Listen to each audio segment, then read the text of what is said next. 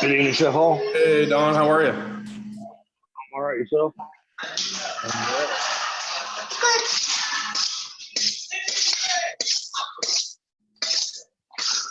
I take it we're making chips this evening for our sandwiches? Well, yeah, if you're in England, we're making. Okay. We're making French fries. Yes. Just, well, we're going to cut, and then you're going to make the fries. Roger that.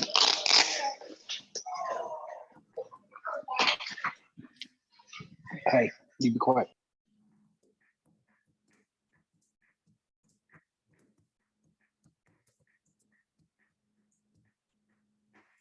All right, my good people. I have 5:30. So y'all have 5:30 or something? All right. So, hey, what do y'all want to talk about?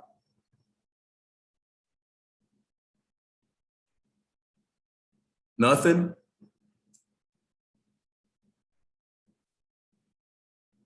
Chef, I move we adjourn. Seconded. Well, let's do a little bit of this first.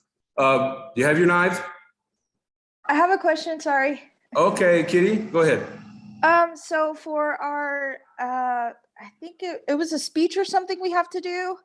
Our research, and then we had to do a talk about it. Well, you're going to talk about it later.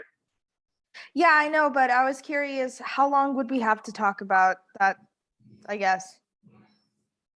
You mean, how long is the presentation supposed to be? Yeah. Is that what you're asking? Yeah, for each 7 person. to 9 minutes. If you go over 9 minutes, I'll start dinging you a little bit. If you go past about 11 or 12 minutes, I'm just going to turn it off. You're done. If you go less than 7-ish, I mean, if you do something that's 4 or 5 minutes, come on, you could have done a little bit better. Okay. A little more detail, or, it depends on what your topic is. If you're 6.5 minutes or so or better, then that's perfect. That's spot on. Okay. If you brought it up, let's go ahead and go down that rabbit hole really quick. Let me give you some context to at least understand why this assignment, and this may help you with your topic and what you're gonna do your presentation on. See, in this business, assuming you all want to own your own restaurants or catering companies or bakeries or pastry shops or food trucks or whatever, no matter what, we have to make presentations to people, especially in the catering side of the business. And even if you're not a full-time caterer in a restaurant, there is a higher profit margin earned in most of our catering operations than in the dine-in restaurant operations. And so you're constantly having to talk to potential customers, potential clients about a menu, or why you chose this ingredient, or you may be making presentations to a bank or a group of potential lenders. And so one of our learning objectives in the school is oral communication, hence an oral presentation.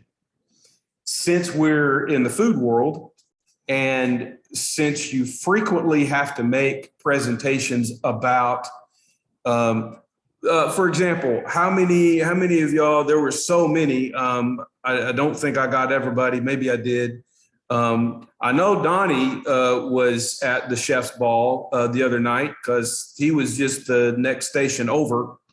Anybody else attend the chef's ball? Kitty was there. Okay. You know, every single chef that was responsible for a station or food had to, at the very least, here's my menu and here's what's on it. Had to describe. The sound system was horrendous, so you couldn't hear anything. But this is something that we have to do. And so the assignment is a 7 to 9 minute presentation about anything that's culinary related. For example, maybe there's a certain ingredient that you're really jazzed about or you use all the time. Okay, you want to do a presentation about chocolate, where chocolate, the most delicious bean on the planet. There you go, a working title. Okay, tell us how chocolate comes from the tree to the Hershey bar, or the Milky Way bar if you want extra credit, or the Big Cup Reese's Peanut Butter Cup bar if you want extra credit because I don't care about the Hershey bar. Anyway, tell me about Cajun seasoning. If you're, into Cajun and Creole food, talk about some herb that you grow in your backyard, or in your garden, why you grow it and, what's it all about. Maybe a particular ingredient in a nutritional context. There have been in past semesters some really, really good presentations that are a little bit of culinary food 1 and a little bit of healthy foods and nutrition. And I don't know if it was one assignment and you got to double dip. I'm okay with that kind of double dipping. That's fine. If you're going to do something nutrition related, don't be real vague in general, which means you got to be on top of research, be able to back up whatever it is that you're claiming. Maybe you want to do your presentation on a favorite restaurant. A great presentation about 2 semesters ago on the rise of chicken wing restaurants. Who would have thought of a college presentation on Wingstop and Wingers and these chicken wing restaurants? Well, really good. Why is McDonald's so successful? Maybe you want to do a presentation on food television. Nobody thought that those in the TV world thought that no one would be interested in recipes and cooking and food 24 hours a day. Now we have, at least with, what is AT&T? Is that DirecTV? I think we're DirecTV. On my DirecTV account, we have 2 24-hour-a-day food TV, Food Network and the Cooking Channel. I know there are others, but that didn't start that long ago. That's still relatively new and growing. So what gives with food television? What makes Italian food other than it's food that comes from Italy? What is unique about Italian food? Or what's the difference? And there is significant difference. Is Mexican food and Spanish food the same thing? Well, why? How? What are the influences? Maybe you want to do your presentation on something out of history.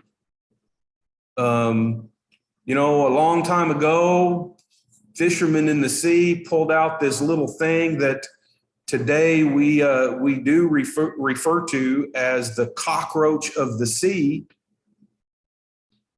How did shrimp come from being a nuisance bottom feeder to everybody wants shrimp? Want to be a shrimping boat captain? food and media, movies influenced by food and around food. No Reservations, Ratatouille, blah, blah, blah. Historical figures like Escoffier, Carême. I'm just giving you ideas off the top of my head. I completely recognize and I believe that the hardest aspect of this assignment is coming up with your topic. But every last one of you have a story. Maybe you have a particular heritage and there is food directly associated with that heritage, your family history. There's secret ingredients used in family recipes. There are certain things that you like to make a certain way. To make a presentation like this more meaningful, choose a topic that tells a story, but one that's important to you. Tell your story. Have you been to another place around the world? Have you traveled outside of the United States or outside of Arkansas and you tasted some dish that was like really amazing? Well, what was amazing about that dish? What was amazing about the ingredients used? I can keep going on and on and on, but Kitty, does that answer your question? And a question like that, I guarantee somebody else, whether on right now or that'll watch the recording after, that's a very common question at this stage because you do have an assignment this week, right? You have one assignment, and the assignment this week is not the presentation, even though there's some how to record. There's a video in there, how to record yourself in Zoom, right? Is that in this week? I believe so. Yeah, you're not doing your presentation this week. All you're doing is 2 or 3 sentence, a little paragraph, just a little blurb about this is my topic and this is why.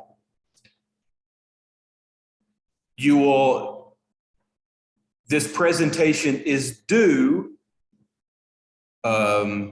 Sunday night, 11:59 p.m., the end of week 13. So 4 weeks and some change. We're in week 9 right now, 5 weeks and some change, including spring break.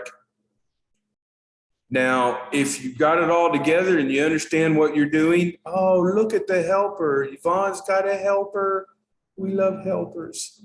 I'm getting on a plane tomorrow to go see my grandbaby. And so I'm very softy right now. I can't wait. What was I saying? No, I just forgot. I'm thinking about my grandbaby now. Oh, it's due 5 weeks from now. But you can complete your oral presentation and upload it in the appropriate assignment place, which is in week 13. You can do that this weekend. You can do that next week. You can have it done. You don't have to wait until week 13 to do it. Is that clear? Yes? No? Good? All right, good. Any other questions before we make some French fries?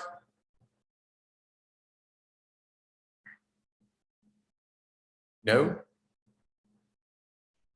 Okay. If you've got pencil and paper, you might want to jot this down. Okay. Let me. Oh, look, you know what?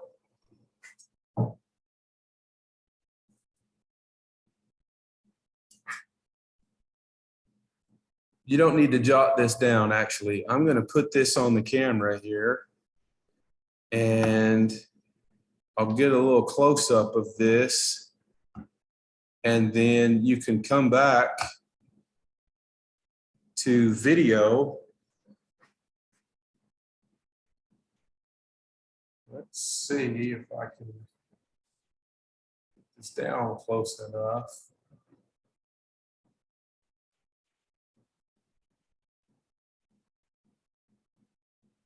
Can you see that pretty well?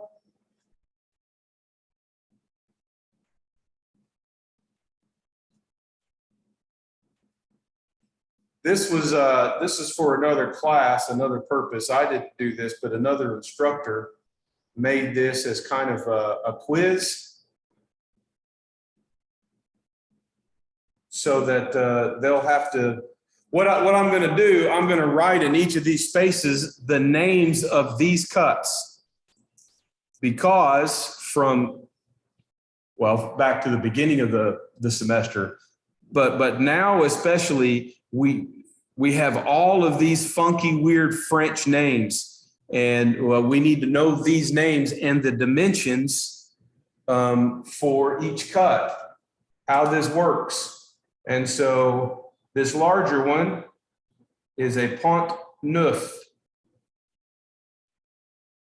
You don't see that okay? My hieroglyphics? Yes, chef. Good.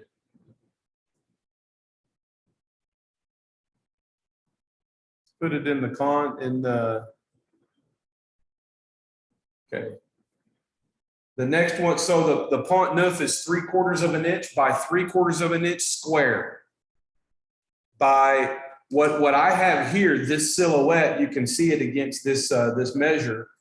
I have a 3/4 by 3/4 by 3 inch. The lengths of these stick cuts don't necessarily have to be 3 inches.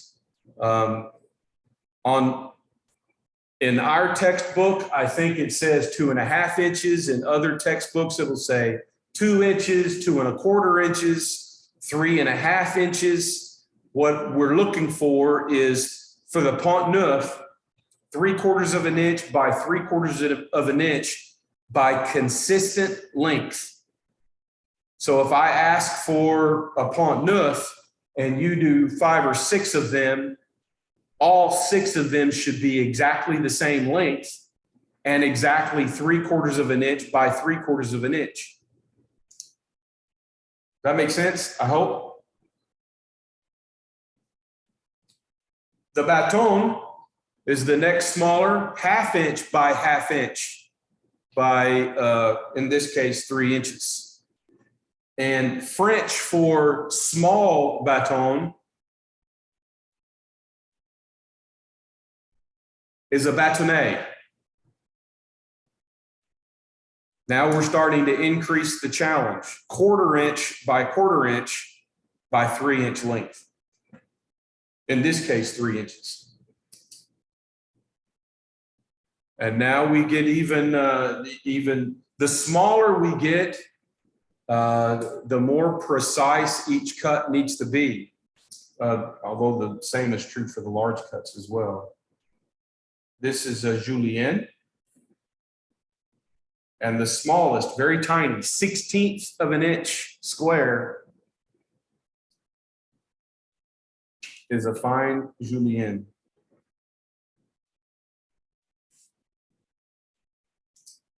All right. See some of you writing. I'll give you a couple of minutes to get that all jotted down. You have a folder in Blackboard.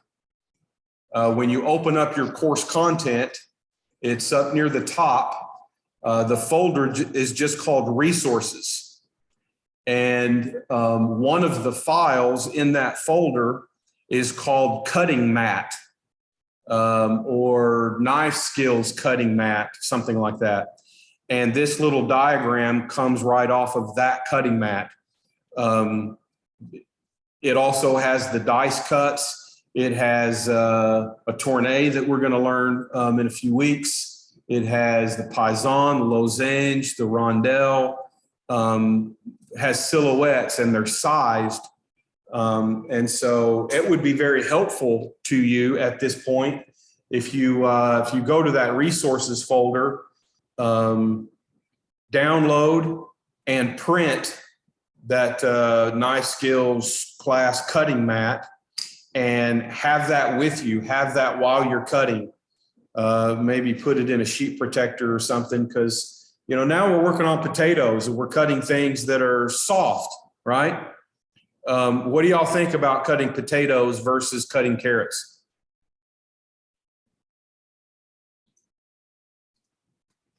I would rather cut carrots. Chef, please give me the carrots back.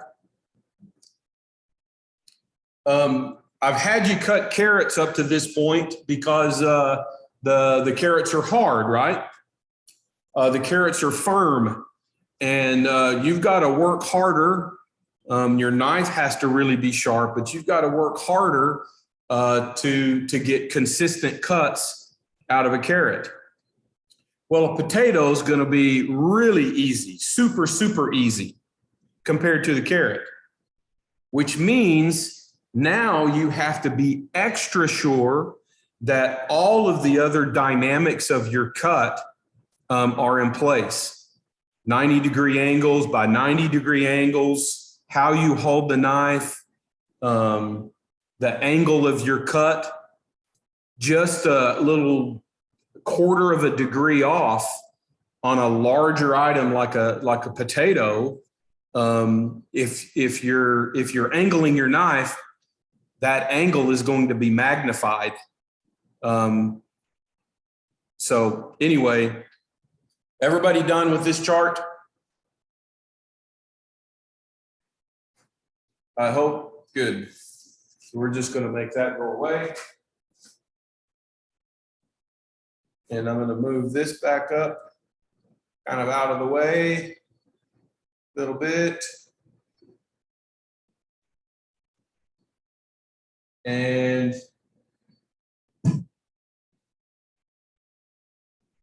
here's a potato. Now, last time we had mix up in all of the carts. And I think we had among you guys that are picking up your product in a timely way, and like you five, when LaToya gets on, we usually have 5 or 6 of you online. And we had like 3 different baskets all picked up last week. Don, for example, I remember got shrimp and salmon because he got the food 2 cart. So that was kind of a score. He showed me pictures of what he did. Looking good, ready for food 2. I'm just going to ask, because I talked to the people and everything. You should have gotten a few potatoes and maybe some bread, some ham, some cheese. You got kind of just silly sandwich stuff. Because this week is really just French fries. If you just got 2 potatoes, that's okay. I want us to focus mainly on one cut, one of these dimensions. And so I'm going to leave that up to you.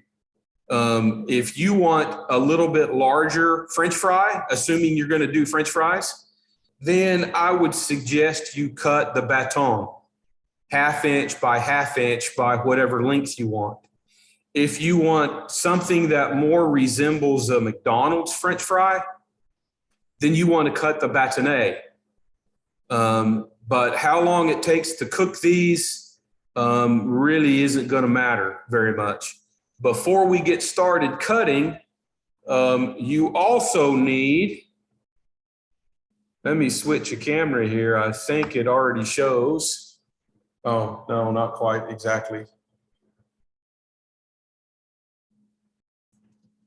You need a bowl with some water in it, okay? Because we don't want to oxidize the potatoes. So you want to get a bowl with some water.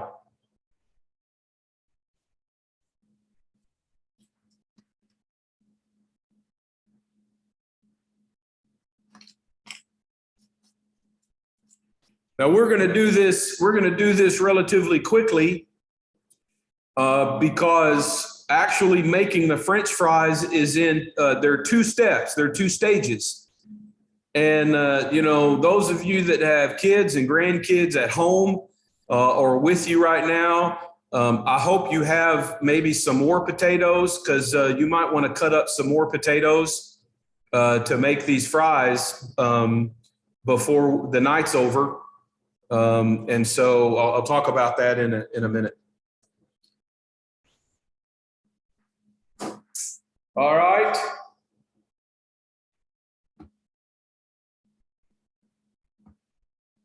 So let's all do 1 potato and we'll just do it together. Okay.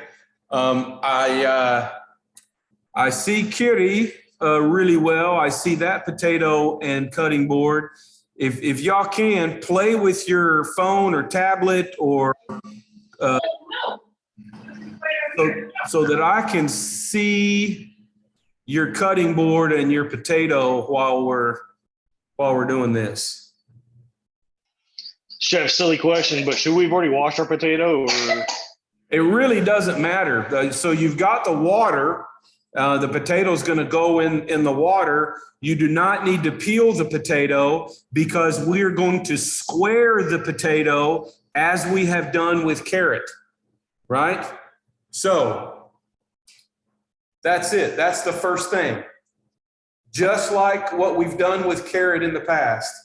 So very gently, making sure that the knife, look how the knife is placed right now, okay? Directly underneath this camera. If my knife is 90 degrees to the table, so my knife and the cutting board make an L, all you should see is the spine of your knife. If you see the blade on the inside or the outside, can you tell how that's angling the knife? And you want straight up and down. You want 90 degrees as much as possible. Okay. So 1 cut. And then we'll turn the potato onto that cut side.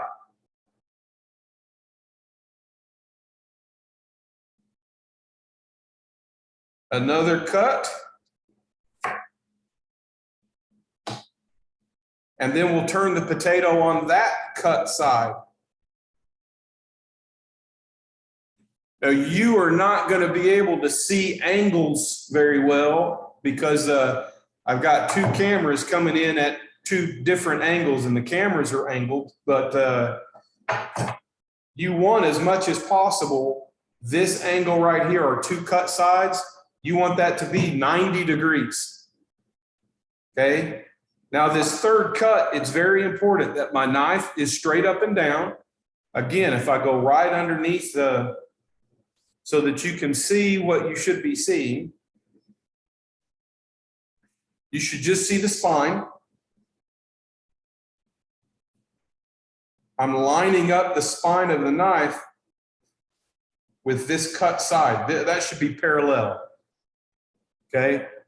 And there's really not as much potato on this side as it looks like in the camera. It's just the angle of the camera, okay? Make sure that's all parallel and 1 cut. Turn the potato on that freshly cut side and repeat that 1 last time, making sure the spine and that cut side are exactly parallel.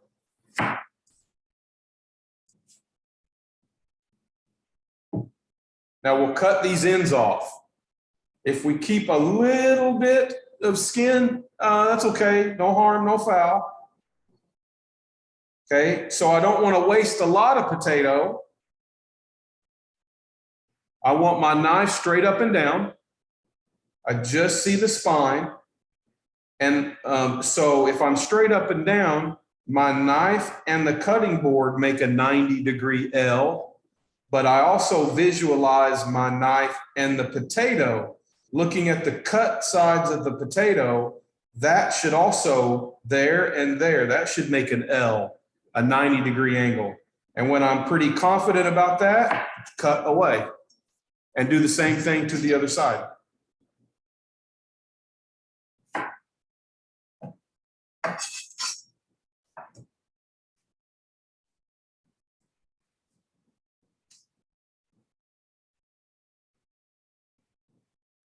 Good. From what I can see, y'all good. Y'all are looking good. Now, here's where we make the sticks. And the cutting boards at the culinary school have a little bit of a cheat. And that is, it's really hard to see. Maybe we can see it this away. No, that's really, really hard to see. Can't see it at all. Right down here is an embossed ruler. What I would encourage you to do, if you want to do this to one of your cutting boards, you know, maybe this weekend or something, look, you can go to the Walmarts and you can get about a $7 or $8 or $9, fairly decent size. I don't know, maybe 10 or 11 by 16 or 17 inch white plain poly cutting board. Wouldn't have rubber feet on it or anything, but just a plain white board.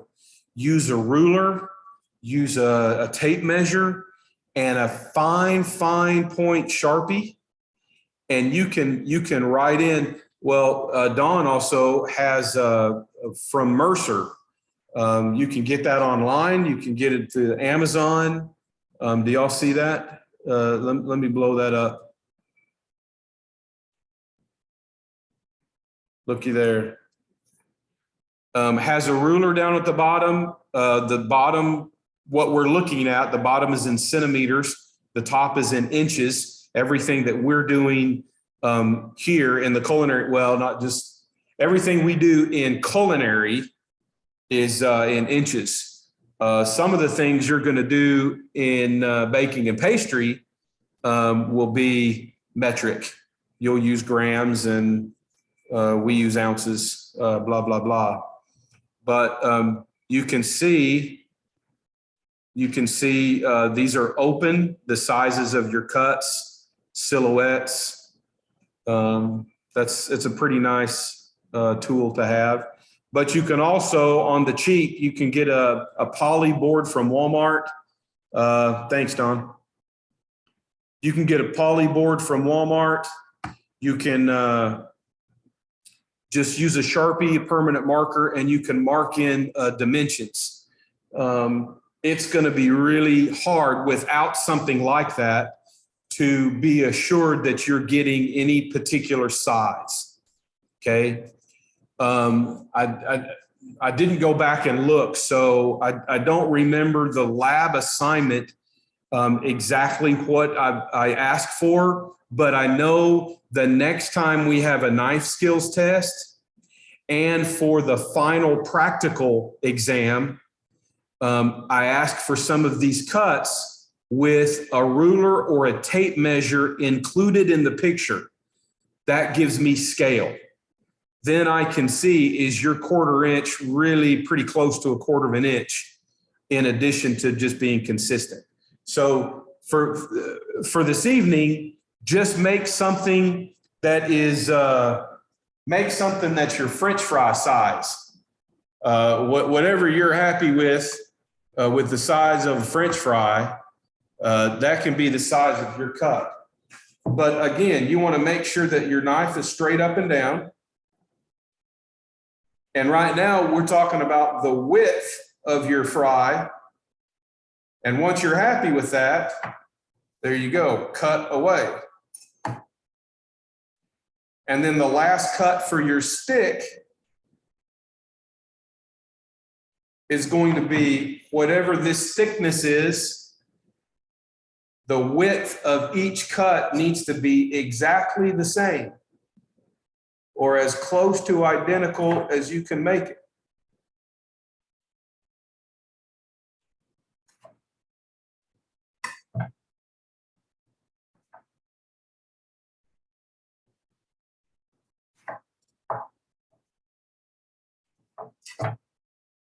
stick those in your water so they don't oxidize, and come back and do another one.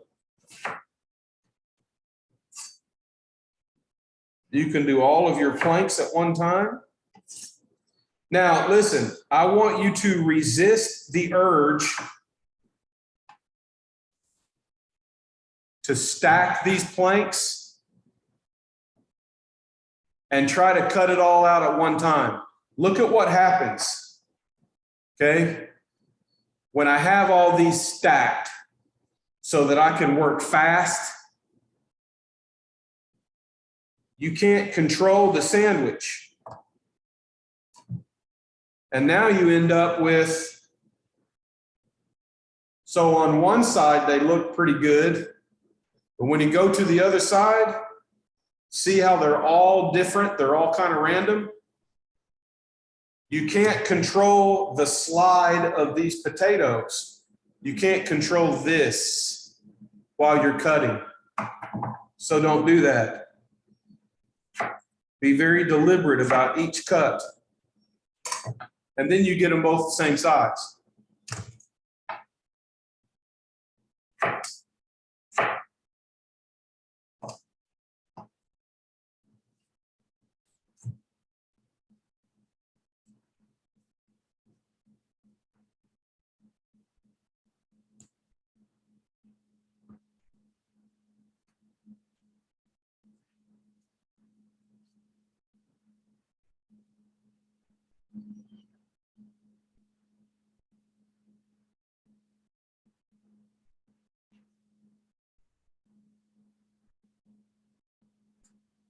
Okay, Don, that looked pretty good. Your challenge is to make all of the cuts look as identical as possible. Yes, chef. Okay, Kitty, let's see what you got. What did you end up with?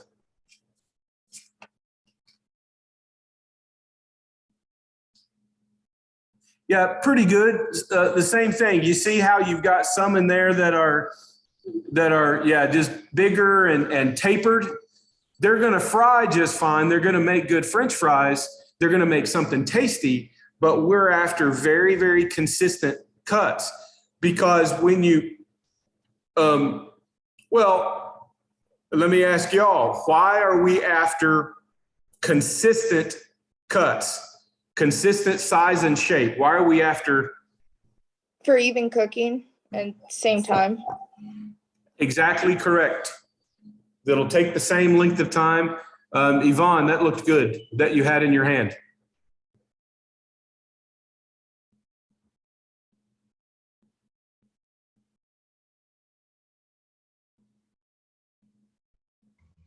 Thanks, Chef.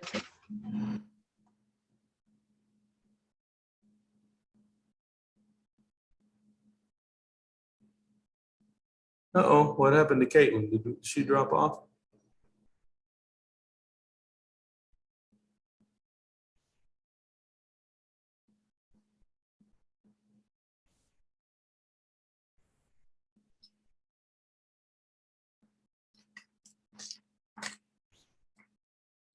Okay,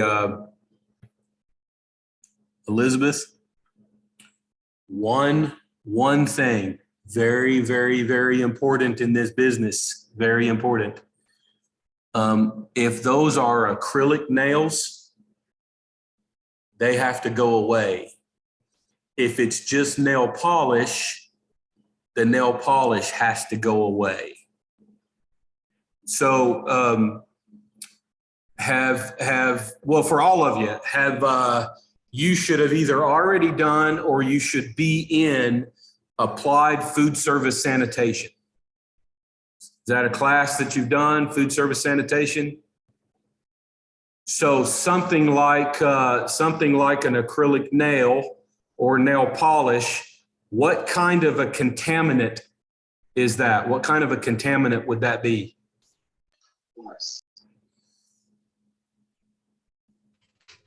Chemical contaminant. Well, so fingernail polish is made of chemical but it's just it's the flake. When it flakes off, or the fingernail comes off, the acrylic nail comes off, or you bite into a salad and there's a scabby Band-Aid hidden in the leaves, and you bite into that scabby Band-Aid. That's a bad example, because a scabby Band-Aid is both a Would it be a physical contaminant? physical contaminant. Yes, yes. And so anyway, that's a pretty hard, fast standard. So there you go. Everybody's got your potato done, right?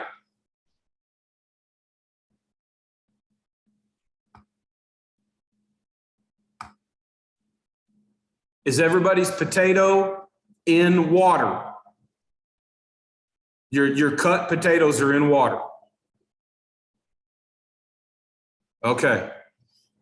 Then that buys us some time, or that buys you some time. Okay.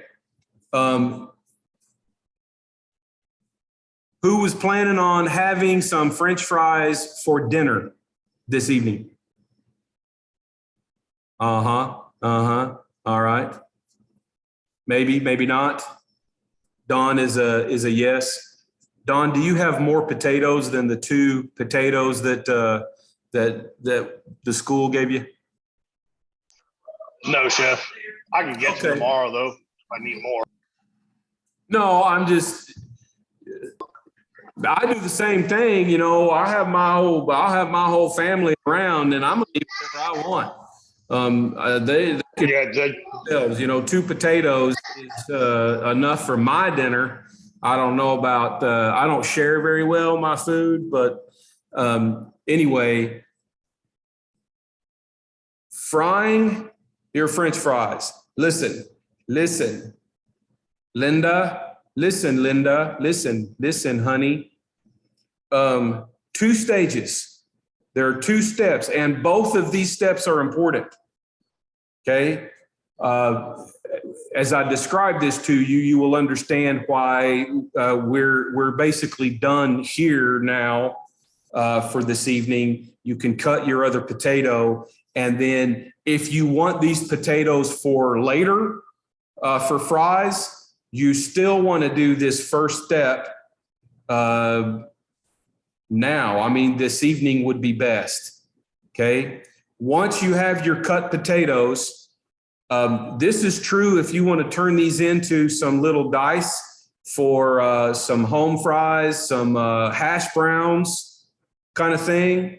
Okay. Just take those sticks, turn them and cut them smaller into a dice. Okay. In a few weeks, we're going to learn a proper dice, but that's all a dice is. You have this, come on.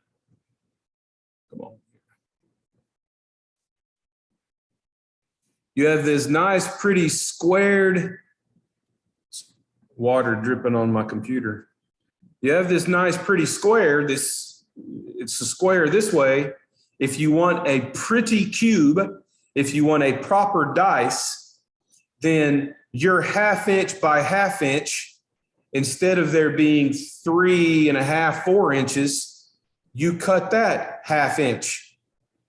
So your third dimension is the same as your square here. That's all your dice is. We'll practice that in a couple of weeks when we do dice. But the first step is blanching your potatoes. There are 2 different ways to blanch the potatoes. Okay. A little bit of salted boiling water. Unlike boiling potatoes for just boiled potatoes or mashed potatoes, if you put the potatoes in cold water and bring them up to a boil, kind of like rice. Okay, go ahead and bring the water completely to a boil, and then assuming you cut your potatoes in the neighborhood of 1/2 inch, then you're going to drop those sticks in the boiling water. Really only for about 2 to 3 minutes tops. You don't want them all the way to your mama or your grandma probably taught you, if you're going to make mashed potatoes, you take the potatoes to knife or fork tender, where you take a knife and it just pierces right easily with no effort. You don't want to cook the potatoes all the way through to the middle. If you do, your potatoes are going to fall apart. They're going to break apart. And we don't want that. And so at a 1/2 inch, you want them only about 2.5 minutes in the boiling water. Out on a sheet pan. And then what is best is put them in the freezer. Let them completely freeze. While they're chilling, the starch structure is changing. The carbohydrate, the sugar structure is changing in the potato. And so you notice, how many of you can give me a thumbs up? How many of you have, you're going to make fresh, homemade French fries? You cut your potatoes, you heat up some oil on the stovetop or the tabletop fryer or whatever. You drop those potatoes down in the oil. You let them turn a little golden, or you let them turn brown.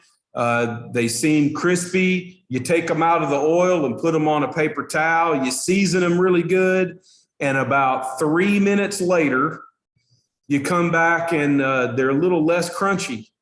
And then another 3 or 4 or 5 minutes after that, the crunch is almost gone and they're starting to wilt and go limp. And 10 or 12 minutes after you took them out of the fryer, they don't taste bad, but they're not crispy French fries anymore. How many of you have experienced that? I certainly have. So what we have to do is change the starch. We have to change the sugar. And so the way this happens, you can't change the laws of physics that are at work here. And so you have your cut potatoes. You're going to parboil the potatoes. You'll blanch them. And blanching is parboiling and then chilling. You're going to lock in the color so those potatoes won't oxidize. But if you take them out of the freezer and let them thaw, they turn black while they thaw. So you don't want to do that. When you fry them, you want to fry, it's considered high temperature frying. You deep fry at 375 degrees. Now at home, my regular thermometer that you get in your knife kit only goes up to 220. And so it might be just a little bit of a best guess. Or if you happen to have a candy thermometer will read up to 500 or 550. And so you can easily see and regulate the temperature of that oil to 375 degrees. And if you're closer to 400, 375 to 400, you're fine. You're still going to be A-okay. Most oils, you probably don't want to go beyond 400 degrees. A lot of vegetable canola oil, the smoking point of those oils are in the 425 to 460 degree area. If you're already at 400, 425 is not that far away. So try to keep that temperature between 375 and 400. Right from frozen into that 375 degree oil. Then from frozen, that process of going from the boiling water to frozen, everything changes inside that needs to change. Now you will have a French fry that will be crispy and will stay crispy for 15, 20 minutes. And you will experience, if you do this tonight, tomorrow, this weekend, if you have odd sizes and shapes, if you have tapers and flares, if you have some potatoes bigger and some potatoes smaller, and most of the potatoes are the size that you're after, you'll see exactly what we mean about you want the potato, you want everything that we do to be consistent in size and shape, in length, so that it cooks at the same rate. Your bigger potatoes won't cook all the way. And they may have some crisp on the outside, but they may not crisp completely compared to the smaller potatoes. And teeny tiny potato will probably get overly crisp and will never go. It'll be more like a potato chip. Okay. The other way to do this blanch is to fry directly from raw. Shake off as much water as you can, but put it in a deep fry, a Dutch oven, a small brazier, a stock pot that's filled with oil, but fry it at 325 degrees, low temperature fry. Treat it all of that I just described with parboiling. You're par frying out of the grease onto the sheet pan. Maybe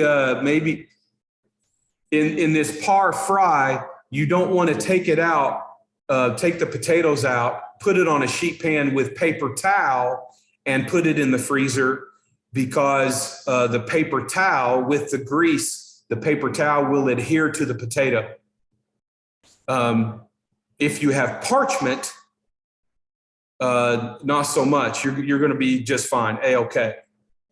Or just use the plain sheet pan. But just like boiling, you can par fry in a low temp deep fry setting, 325 degrees, again, 2 to 3 minutes out of the grease onto the pan into the fryer. Let it completely out of the fryer into the pan into the freezer. Let it completely freeze.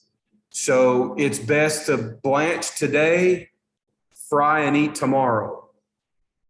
Blanch today, once it goes in the freezer, it's exactly the same thing. If you blanch by frying, do the low temp fry, you're doing exactly the same thing that the Ore-Ida people do when they cut potatoes, and that's the French fries that's in the frozen bag that you pick up from the grocery store. They are potatoes that are par fried. They go from white to that really, really light blonde sand color. Light blonde beach. There's a little bit of color to those potatoes. Have you noticed that? That's because they are par fried and then quickly frozen. They've got machines to freeze in, less than a minute, these individual potatoes. And so it doesn't take any time at all. That's it. The lab assignment is about the cuts, right? The French fry is kind of a bonus for this week. Make a sandwich, eat a French fry, enjoy the French fry, but work on consistent cuts, okay?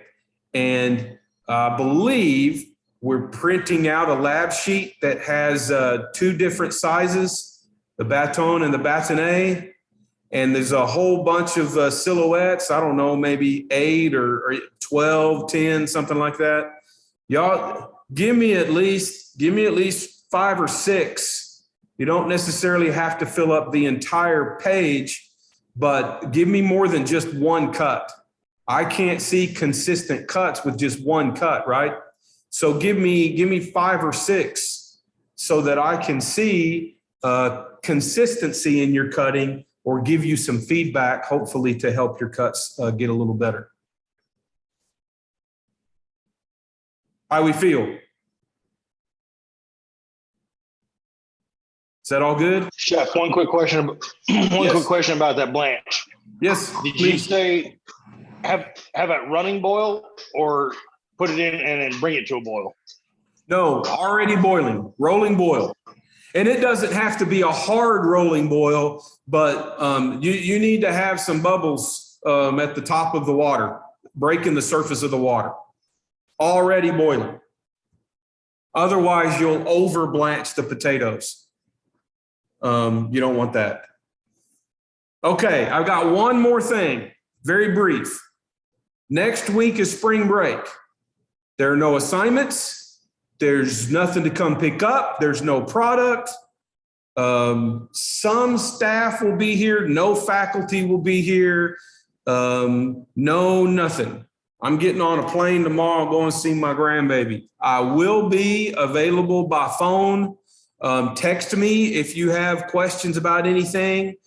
Some of you need to be working on your key terms and quizzes, need to be working on homework.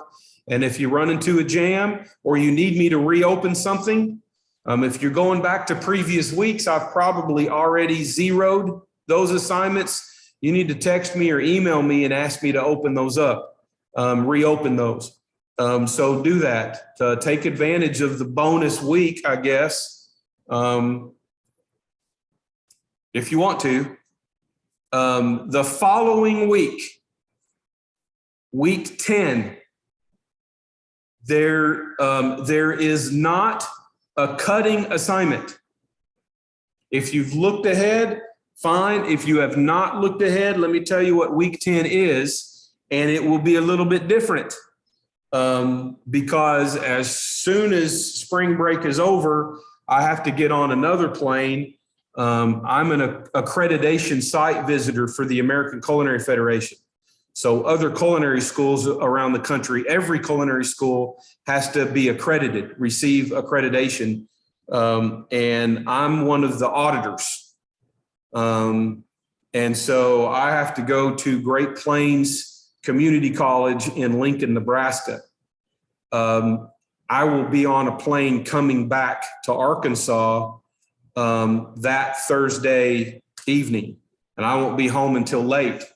And there's not a way for me to Zoom in the air from, I don't know where I'm flying to and from and flying. So, 5:30, 6 o'clock our time, I know I'm in the air.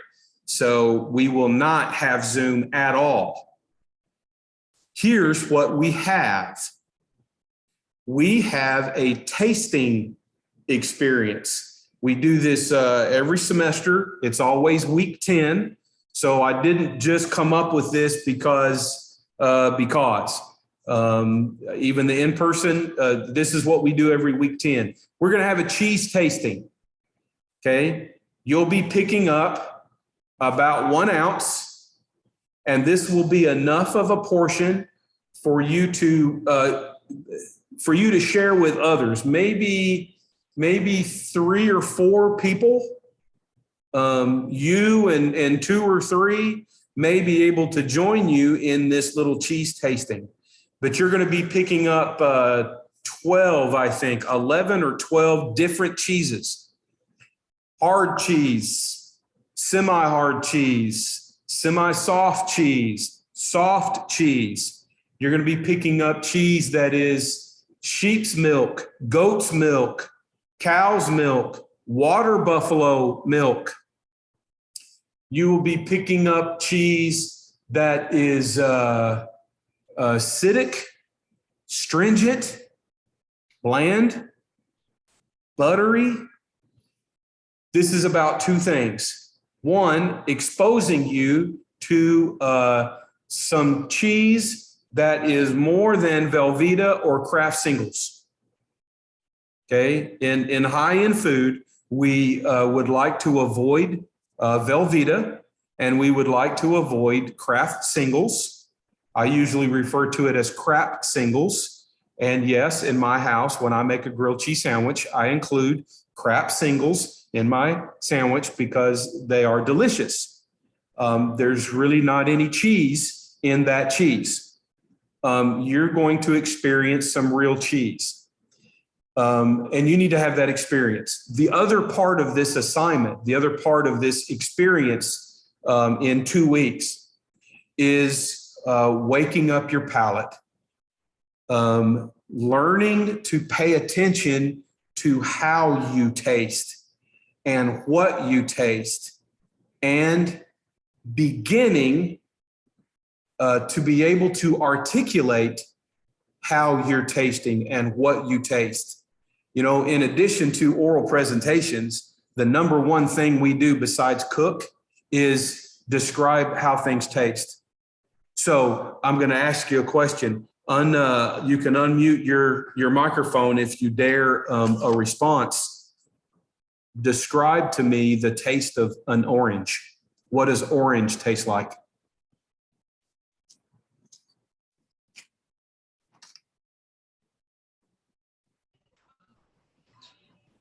If it's a good orange, it can taste like a sweet juice to me. I don't particularly like the texture of it, but I do like the juices in an orange. Okay.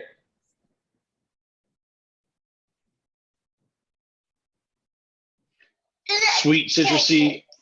You've ever, it's like if your dog or your kid's been outside running around all day long and they smell like sunshine, it kind of has that kind of taste, if that makes sense.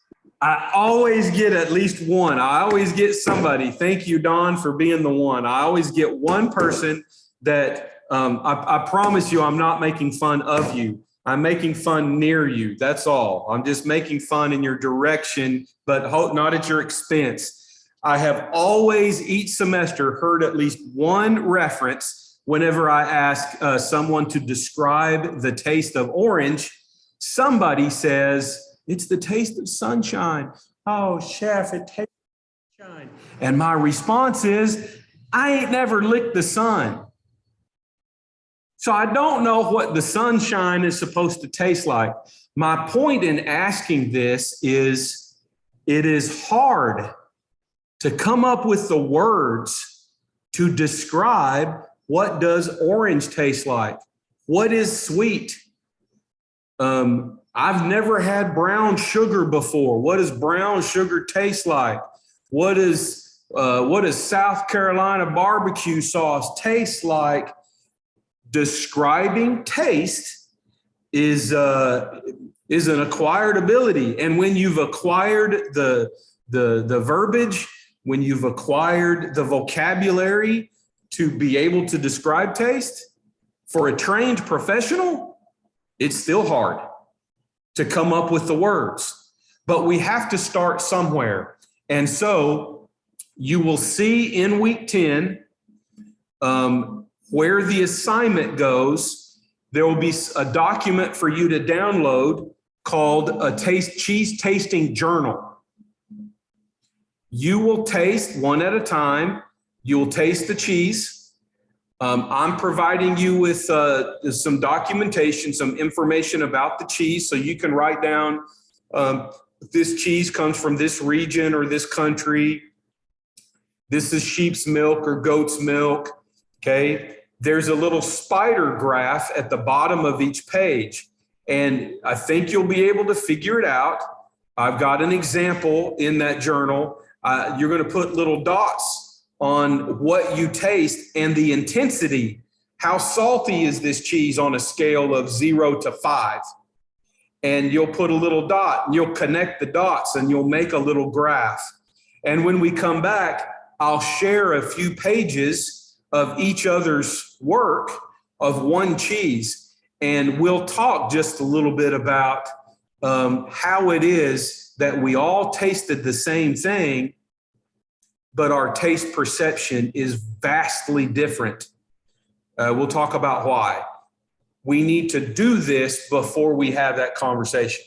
And so I don't remember if there is a quiz, I think. Maybe not. Yeah, there is. I don't remember if there's a kitchen mass. I know the main thing for the week after spring break, week 10, is this cheese tasting journal. that is your deliverable for the main part of your grade. And so you will have our normal time. The cart will be built with all of those cheeses. The cart will be built Monday morning on the 28th when we come back from spring break. That Monday, the cart will be built in the morning. So if you are accustomed to coming to the culinary school, early Monday morning to get your ingredients and get your supplies for this class, sorry if it kind of jacks up your schedule a little bit, but please delay. Come Monday afternoon, Monday evening, or come Tuesday, Wednesday. There's a product ID class on Wednesday. I think they'll leave it out. I'll ask them to leave the cart for the duration of the week, but you'll have all week to do this. You don't have to do it on Thursday. If you pick the supplies up Monday evening and you want to pick up some wine on the way home and you want to try some wine and cheese, I do not suggest any particular pairing. But if you're going to do this at home and you want to make it a Friday night date night, I don't provide the wine and I don't provide the Malox or the Dookie Lax or whatever other stuff it is that you're supposed to take if you get a bellyache from eating too much cheese. Obviously, if you're lactose intolerant or something like that,